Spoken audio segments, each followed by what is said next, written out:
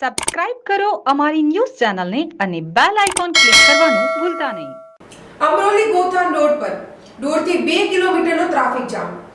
Amroli ગોથાન road પર canal પાસેના સાંકડા બ્રિજને કારણે દૈનિક ટ્રાફિક જામ જોવા મળે છે.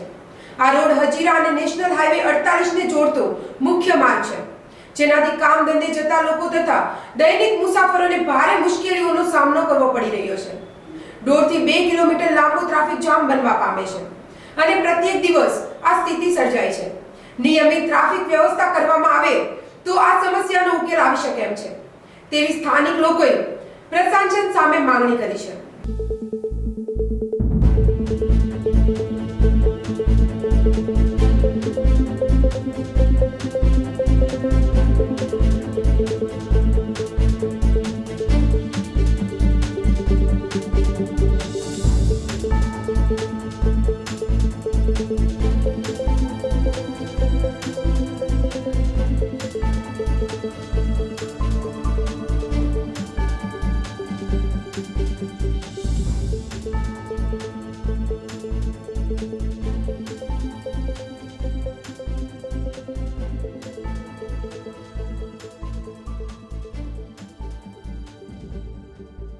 જમના ન્યૂઝ સુરત.